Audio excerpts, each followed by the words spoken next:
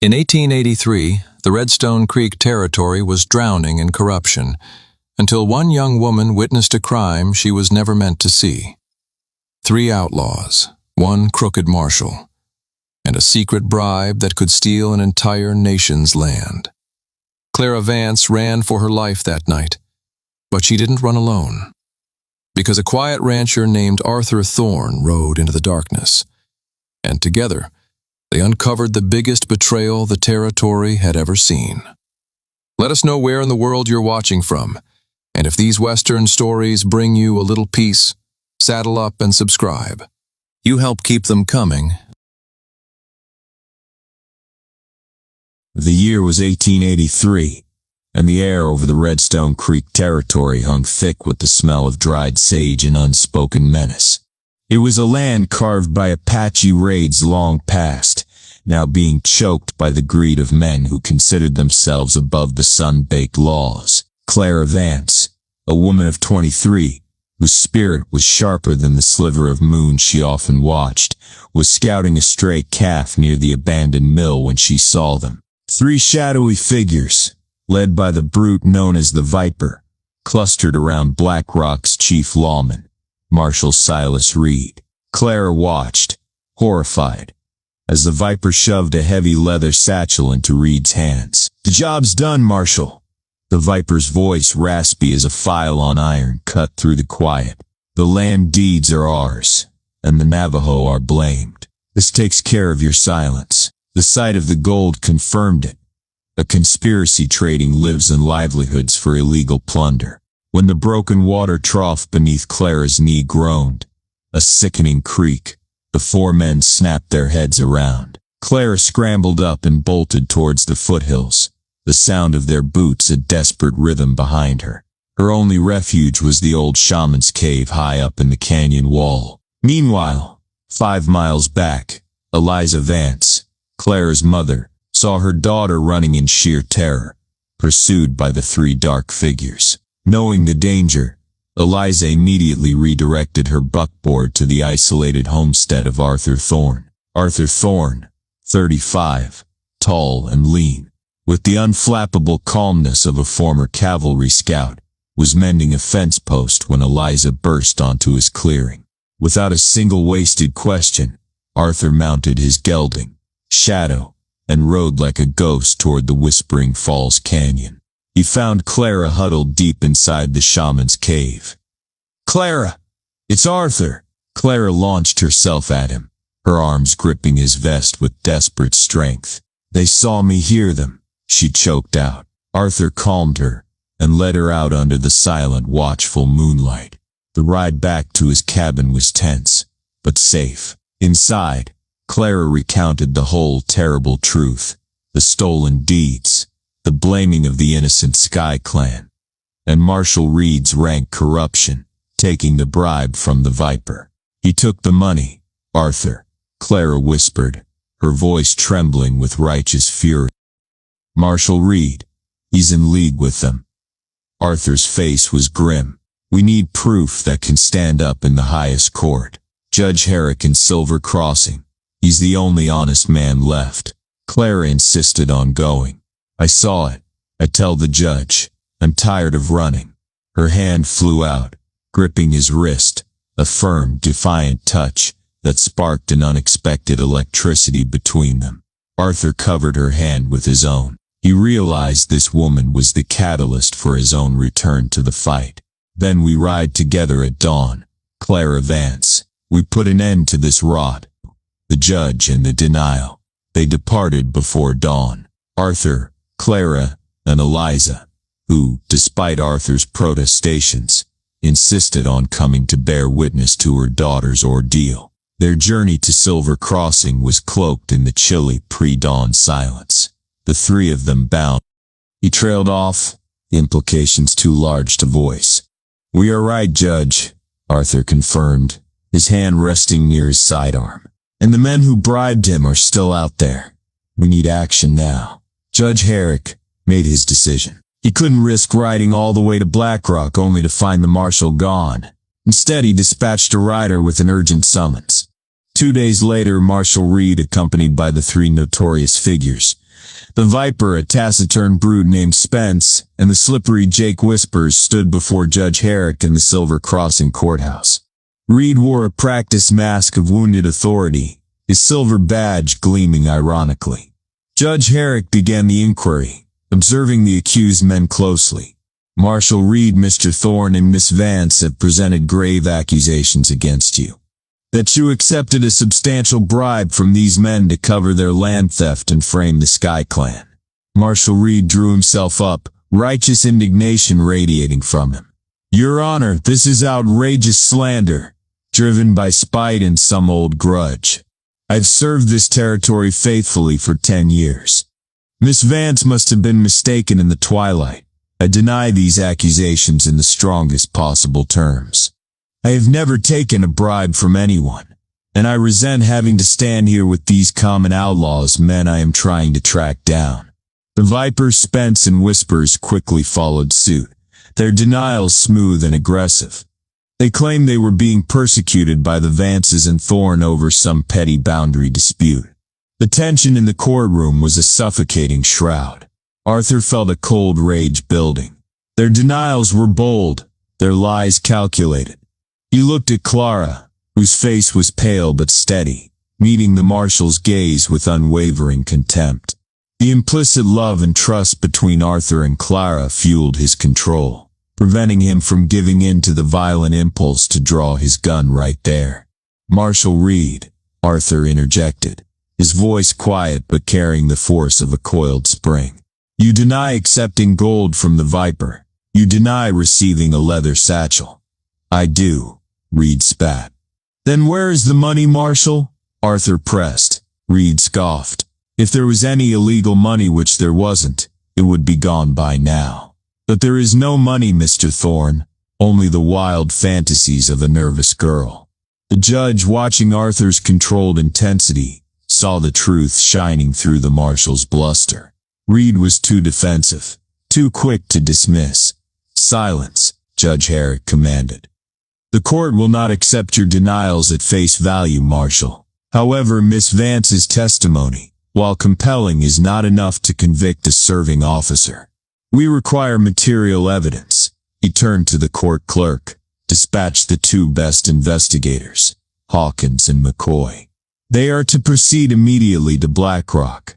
Marshal Reed, you and your associates are to remain confined in the Silver Crossing jail until their return. I will not have any tampering with evidence. Reed's mask faltered, a flicker of raw panic crossing his face.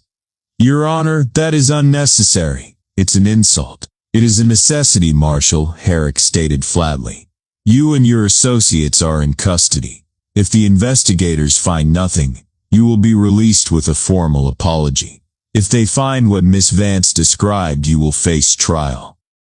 Clara, Eliza, and Arthur were sequestered in a boarding house across the square from the courthouse.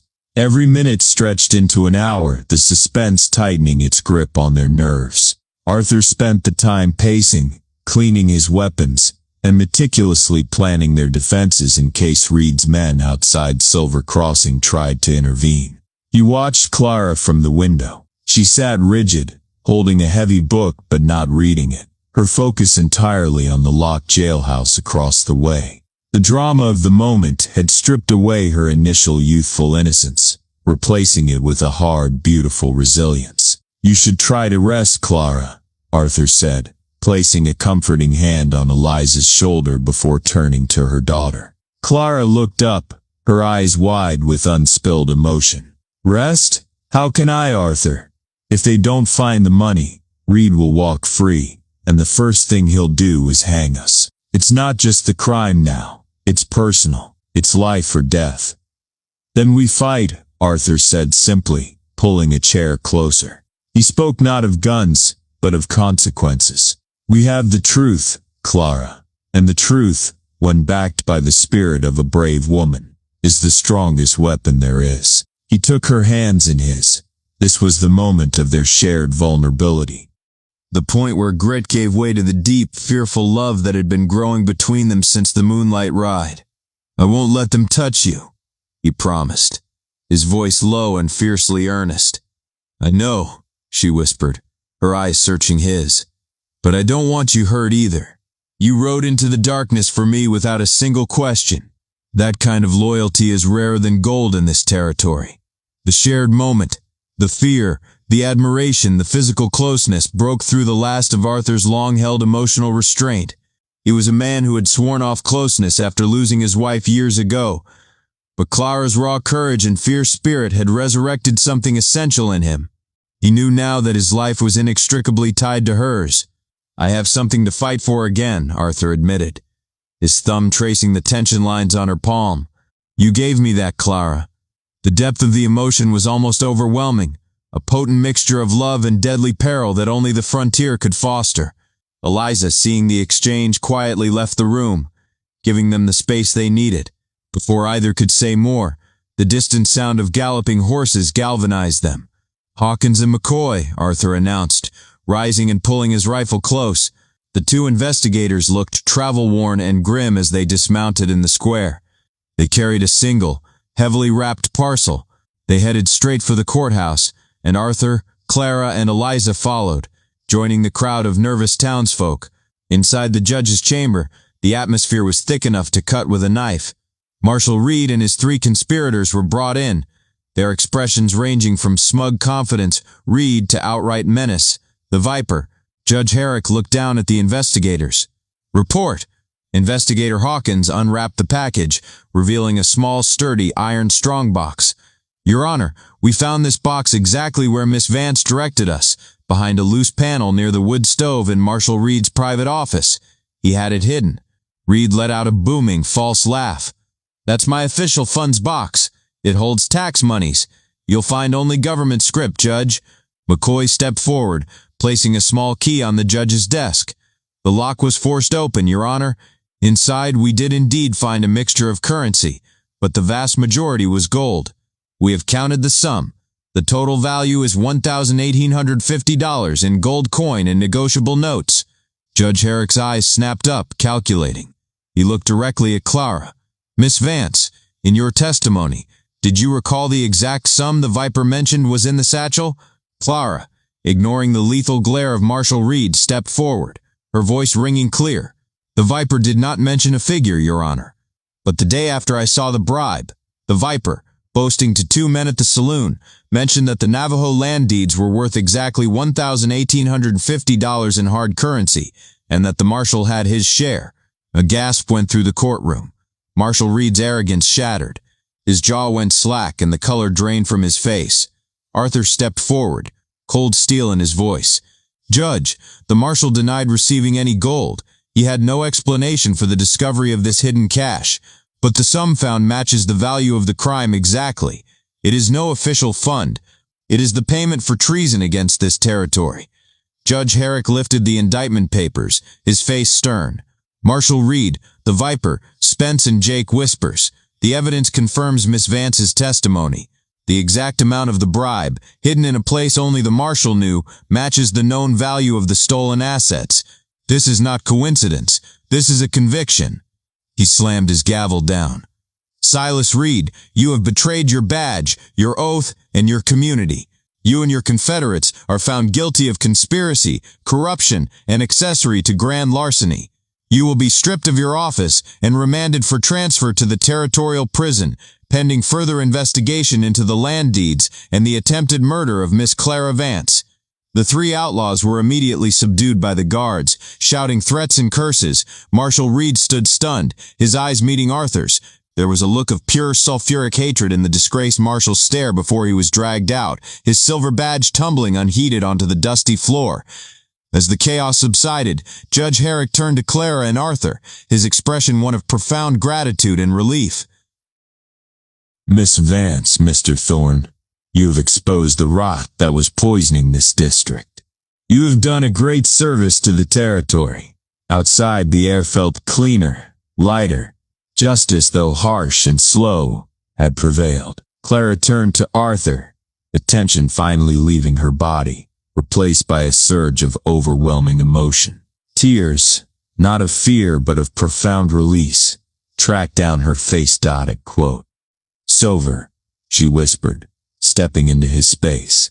Arthur reached out, cupping her face with his hands, his thumbs gently wiping the tracks of her tears. "It's over, Clara, and we won." In that moment, under the broad, endless New Mexico sky, with the dust of the final confrontation settling, the bond forged in peril, loyalty and defiance found its final shape. Arthur didn't just see the brave witness. He saw the future he thought he had lost. He leaned in, and under the newly risen sun that promised a fresh start for the Redstone Creek territory, Eliza watched from a respectful distance, tears in her eyes, a hand over her mouth. Her daughter was safe, and justice had been served. The story of Clara Vance, the girl who watched, and Arthur Thorne, the man who helped without asking, would become a legend in the territory. A true tale of grit, courage, and frontier love that had triumphed over the deepest corruption. If you really like our Western stories and want us to continue writing, consider subscribing. It really helps us more than you think.